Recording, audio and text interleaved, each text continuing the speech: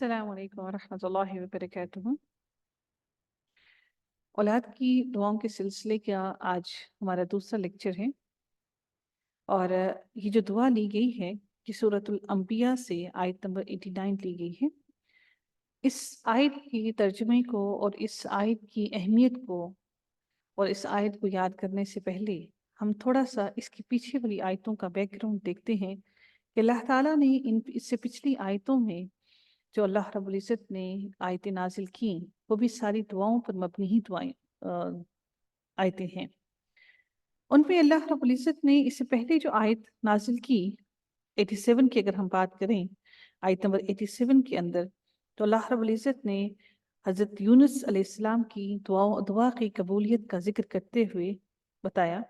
کہ جب حضرت یونس علیہ السلام کو اللہ رب العزت نے مچھلی کے پیٹ میں ڈالا اور اللہ تعالیٰ نے ان کو مچھلی والا کہہ کر پکارا، یعنی کہ مچھلی والا جو مچھلی کے پیٹ میں چلے گئے، اور پھر اللہ تعالیٰ نے ان کی مغفرت کی، ان کی بخشش کی، ان کو معاف کیا، اور پھر ان کو معاف کرنے کے بعد اللہ تعالیٰ نے ان کو اس تکلیف سے نجات دی۔ اس سے ہمیں سب سے اہم بات، اس اہمیت کا اندازہ ہوتا ہے کہ کسی بھی دعا کی قبولیت کے لیے ضروری ہے کہ ہم سب سے پہلے اس دعا کی قبولیت کروانے کے لیے اللہ تعالیٰ کے ہاں اس دعا کو مقبول بنوانے کے لیے اللہ تعالیٰ کے آگے خشوع اور خضوع کے ساتھ اللہ سے وہ دعا مانگیں، اس یقین اور عقیدے کے ساتھ دعا مانگیں کہ اللہ رب العزت ہماری دعا کو سن رہا ہے اور وہ جواب دینے والا ہے۔ اللہ تعالیٰ بے دلی کی دعاؤں کو قبول نہیں کرتا، اور ایسی دعائیں جن میں انسان کو یہ گمان لاحق ہو کہ آیا کہ یہ قبول ہوگی یا نہیں ہوگی، تو اللہ تعالیٰ ایسی دعاؤں کو قبول نہیں کرتا۔ اگر انسان یہ چاہتا ہے کہ اس کی دعائیں قبول ہوں اور قبولیت کے درجے کو پہنچیں، اس انسان کو چاہیے کہ وہ نیکیوں میں فوقیت حاصل کرے، اور نیکیوں میں فوقیت کے ساتھ ساتھ ان میں سبقت حاصل کرے، اپنی نیکیاں جلدی کرے، اور اللہ تعالیٰ کی ہاں اللہ تعالیٰ کی غصے کو کم کرنے کے لیے زیادہ سے زیادہ صدقہ کرے، خیرات کرے، اور جو بھی دعا کرے اللہ تعالیٰ کے سامنے وہ خوف سے گڑ گڑا کر دعا کرے،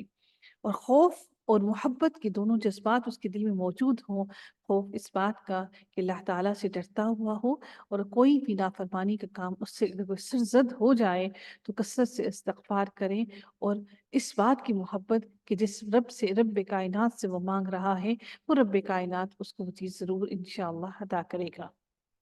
اور جب بھی اللہ رب العزت کو پکارے تو عاجزی کے ساتھ پکارے۔ ہم دیکھتے ہیں کہ اللہ تعالیٰ نے آیت نمبر 87 سورۃ الانبیاء کے اندر اللہ تعالیٰ نے حضرت یونس علیہ السلام کا ذکر کرتے ہوئے فرمایا کہ اللہ تعالیٰ نے ان کو معاف کیا جب انہوں نے اللہ تعالیٰ سے یہ دعا کی، لا الہ الا انت سبحانک انی کنت من الظالمین، جس کے لیے نبی اکرم صلی اللہ علیہ وآلہ وسلم نے فرمایا، جن کی جو جامع ترمذی کی حدیث ہے، جس میں انہوں نے فرمایا کہ کوئی انسان، کوئی بھی مسلمان جب بھی کوئی دعا کرنے کا معاملہ کرتا ہے تو یہ کلمات پڑھ کر جب اللہ رب العزت سے دعا کرتا ہے تو انشاءاللہ اللہ تعالیٰ اس کی دعا کو قبول فرمائیں گے۔ یہ ساری باتیں بتانے کا مقصد، یہ کہنے کا مقصد صرف یہ ہے کہ اللہ تعالیٰ نے حضرت یونس علیہ السلام کو معاف کیا، اور معاف کرنے کے بعد ان کی دعاؤں کو قبول کر کے اللہ تعالیٰ نے ان کو اندھیرے سے نکال کر روشنی میں لایا، اور اللہ تعالیٰ نے ان کو مچھلی کے پیٹ سے صحیح سلامت زندہ ان کو مچھلی کے پیٹ سے نکالا۔ ایک مایوسی کے عالم میں، ایک مایوسی کے وقت میں سے اللہ تعالیٰ نے ان کو نکال کر ان کو زندگی دوبارہ سے عطا کی۔ یہ اللہ سے دعا کرنے کا طریقہ ہے کہ ہم جب بھی اللہ تعالیٰ سے دعا کریں تو دعا کرنے کے لیے لازم ہے کہ ہم اپنے گناہوں کے لیے معافی ضرور مانگیں۔ ہم چاہتے ہیں کہ جب ہم اللہ تعالیٰ سے جب بھی دعا کرتے ہیں تو ہم گناہوں کی معافی نہیں مانگتے، بلکہ بس مانگ لیتے ہیں اللہ تعالیٰ سے، جسے ہم پر حق ہے کہ ہم اللہ تعالیٰ سے مانگیں، اور اس پر حق ہے، اس پر لازم ہو گیا کہ اللہ ہمیں عطا کر دے۔ تو ہمیں اپنی کوتاہیوں، غلطیوں کے لیے شرمندہ ہو کر اللہ تعالیٰ کو پکارنا چاہیے۔ اب یہاں پر جب حضرت اللہ تعالیٰ نے اگلی آیت، یہاں پر جب ہم 89 نمبر آیت کو دیکھتے ہیں تو اللہ تعالیٰ ارشاد فرماتے ہیں یہاں پر اس آیت کے اندر کہ جب زکریا علیہ السلام نے وَزَكَرِيَّا إِذْ نَادَى رَبَّهُ، جب زکریا علیہ السلام نے اپنے رب اللہ کو پکارا، نادا انہوں نے پکارا، اور پکار کے انہوں نے کیا کہا، ربی لا تذرنی، اے میرے رب، اے میرے رب، اے میرے پروردگار، ربی لا تذرنی فردا، کہ اے میرے رب مجھے تنہا نہ چھوڑ، مجھے اکیلا نہ چھوڑنا، وانت خیر الوارثین، کہ بے شک تو سب سے بہتر وارث ہے، اور تو سب سے بہتر وارث ہے۔ اللہ تعالیٰ، نو ڈاؤٹ کہ اللہ تعالیٰ ہی وارث ہے۔ دعا انہوں نے اولاد کے لیے کیوں کی؟ اس لیے کی، کیوں مانگی انہوں نے اولاد؟ اس لیے نہیں کہ وہ بڑھاپے میں ان کا وارث ہوگا، انہوں نے کہا کہ بے شک تو ہی بہترین وارث ہے۔ ہم بھی جانتے ہیں اور ہمیں اس بات کا عقیدہ ہونا چاہیے کہ ہم سب کا وارث اللہ تعالیٰ ہے، وہی سنبھالنے والا ہے۔ ہم میں سے جو کوئی جو مراد پاتا ہے، کسی بھی مراد کو پہنچنا چاہتا ہے، تو جو نیت وہ کرتا ہے، اللہ تعالیٰ اسی کی اس نیت کے حساب سے اس کو عطا کرتا ہے۔ انبیاء کو اولاد کی کیوں ضرورت تھی؟ انبیاء کو اولاد کی ضرورت اس لیے تھی، اس لیے وہ اللہ سے اولاد کے لیے دعا کیا کرتے تھے، تاکہ وہ اللہ کے کام کو آگے بڑھانے میں ان کی مدد کر سکیں، بہترین دائی بن سکیں، اللہ تعالیٰ کے دین کو آگے پھیلا سکیں۔ اور اسی طرح سے زکریا علیہ السلام نے بھی اللہ تعالیٰ سے دعا کی، اور پھر اللہ تعالیٰ نے کیا کیا کہ اللہ تعالیٰ نے ان کی دعا کو قبول کیا، اور پھر ان کو عطا کر دی اولاد۔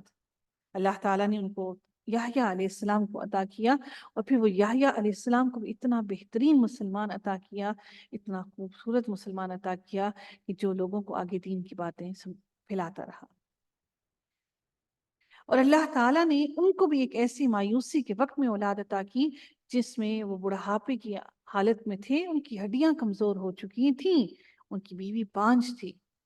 اس کے باوجود بھی اللہ تعالیٰ نے ان کو اولاد عطا کی۔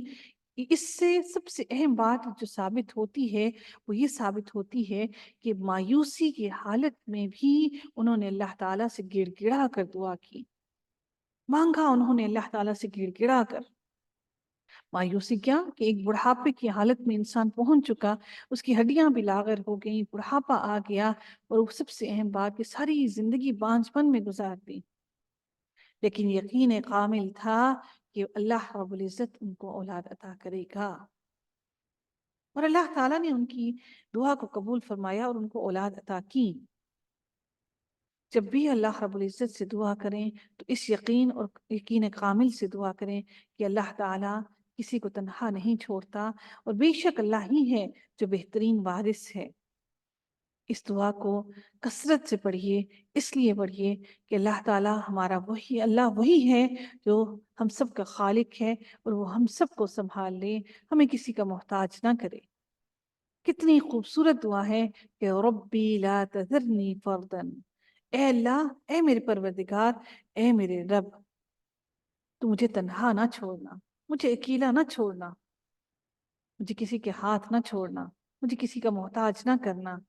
وَأَنْتَ خَيْرُ الْوَارِثِينَ، کہ تو بہترین، سب سے بہتر وارث ہے۔ اللہ رب العزت سے دعا ہے کہ اللہ تعالیٰ ہم میں سے کسی کو بھی تنہا نہ چھوڑے، اور ہم سب کے حق میں یہ دعا قبول فرمائے، آمین یا رب العالمین۔ وآخر دعوانا ان الحمد لله رب العالمين، صلى الله تعالى على خيره خلقه أجمعين برحمتك يا أرحم الراحمين۔